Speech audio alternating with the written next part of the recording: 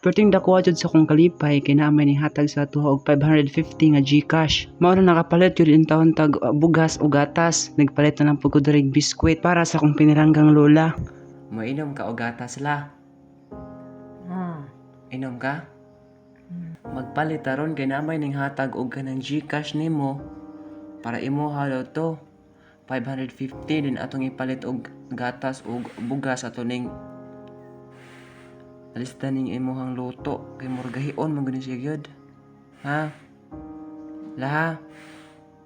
Amo din ni pamahaw sa akong lola karon guys, kining luto nga gibahogan og tableya, dapoy duha ka isda og dapoy pansit. Gibili na pud ko sa akong uyuan karon. Mao din ni ang giandam nga pagkaon para sa akong lola. Hello guys, what's up?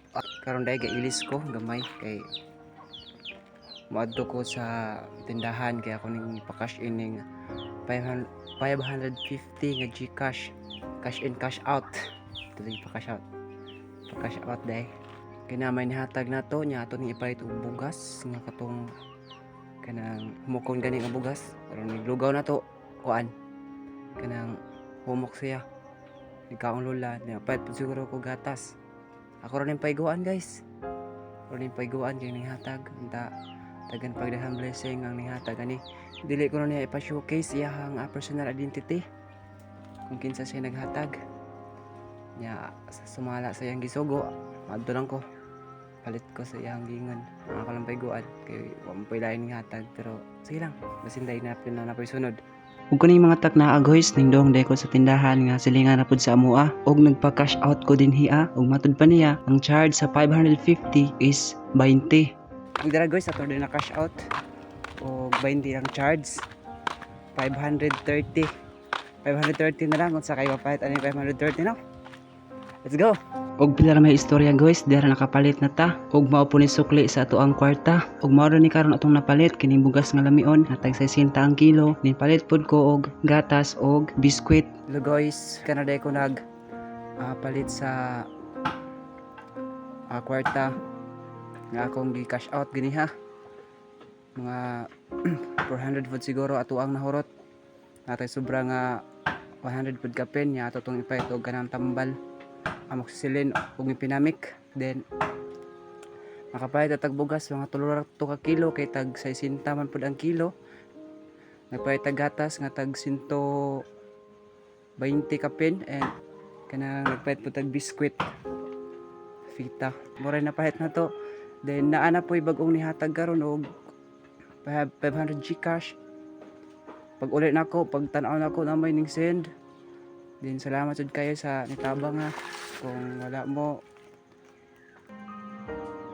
bawo digit ko kapalit kay wala mo koy kwarta pod. Ganahan ko mo tabang pero kuan man igor ako sa ganahan kay wala pa man koy kahatag yun ni lola. Ako lang ani is magpakauho sa jud ko karon kay wala pa man ko na monetize karon naglugaw man si mama kay sa akong gipalit nga bugas katunad yung bugas nga dili na siya pinagagahi akong gipilit ang tag 60 yun ang kilo kay aron humok ba batuon na yung lola. Then karadagdaon ako na pud siya hungitan ron. Ug dara guys nakalugaw na ta ug ato ning butangan sa atuang bear brand nga gipalit ganiha. Ato din dungagan og palit guys katong adult nga bear brand kay kini nga bear brand pangbahog ra man ni sa lugaw. Pero ato gyapon ning dungagan kay naa naman tay pampalit. Ato na ning ihatod ni lola guys. Ug karon guys ato na ning ihatod mo din yang paniudto. Let's go.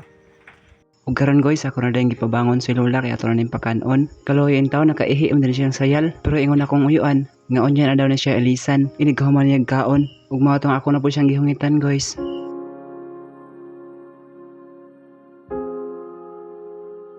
Diya po diri ang akong isa ka lola ning bisita si Lola Mana. Iya lang pud taon gilingaw-lingaw si lola para mukaon. Og aral ako guys, update ta mo sunod. Salamat day kayo sa inyong suporta, labi na sa mga nitabang ni lola.